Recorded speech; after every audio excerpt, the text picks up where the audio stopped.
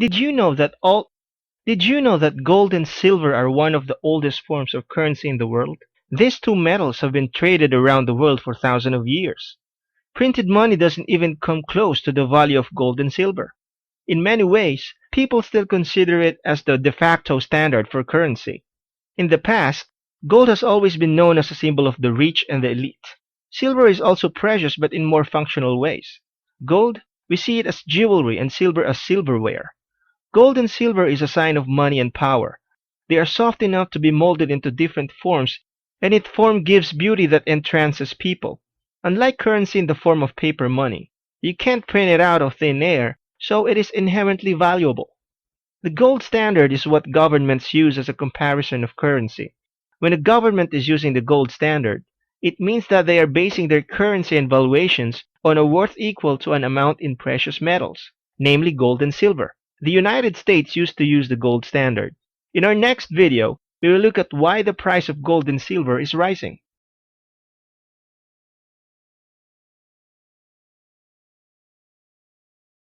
In 1971, President Nixon severed the US dollar's ties with the gold system. The US Treasury was running out of gold as more and more people were exchanging their US dollars back to gold. People were starting to lose confidence in the US dollar and more people were emptying the gold reserve. In act of desperation, President Nixon severed the gold standard, thus enabling the US to continually print money. They were effectively creating their own debt and generating as much debt as they wanted in the form of currency.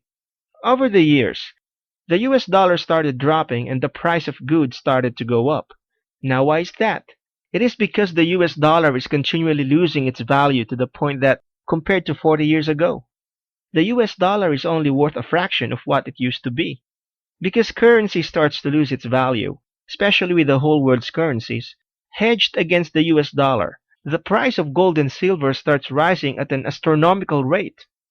The demand for gold and silver starts increasing, and the increased demand for it spikes up the price even more. In our next video, we will look at the advantages and disadvantages of investing in gold and silver.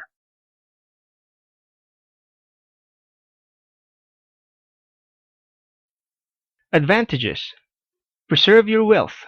Anyone can trade gold for any other currency if anything happens to a country's currency. Jewels are made of gold or silver can also be easily traded. You can find other buyers for your form of currency because gold and silver is a universal currency. Disadvantages: you can't easily liquidate your metals. You will need to find buyers. The spread can be high. In other words, you will pay a lot of commission to gold and silver sellers. It is a defensive strategy.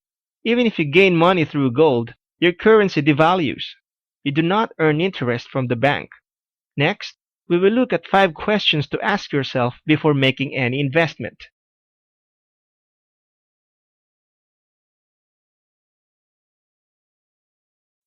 Am I looking for a quick cash, or am I in this for the long haul? Are the metals I'm buying genuine, real, authentic? Are you buying at a low or at high?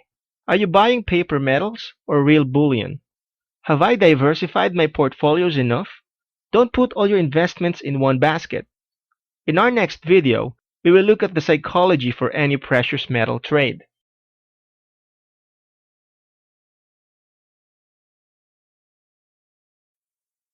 A trader's mindset is very important. Psychology is infinitely more important than how much you have to invest. A trader with little money but strong psychology is infinitely better than a trader with a weak mind and lots of money. Why is that? Because a person with a proper mindset can double, triple, or quadruple their money, while a person with a poor psychology can lose it all overnight. The key is to be detached with your money. It is better to trade with money that you can spare rather than money you depend on, life or death money. Can you hold a trade? What happens when the price takes a plunge? Do you understand that gold and silver trading is like buying a house?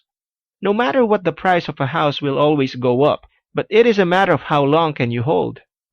Above all, remember not to rely on gold and silver trading as your only source of income. Most people, when they put all their eggs in one basket, make bad decisions because it represents all or most of their wealth. When you have income coming in from diverse locations, or even other commodities you are trading with, you will make better decisions. Knowing when to exit is critical as well. If you feel that you have earned enough, it's better to cut the trade and invest it in another commodity. Likewise, it is okay to cut your losses and invest elsewhere. Next, we will look at why you should invest in gold and silver now.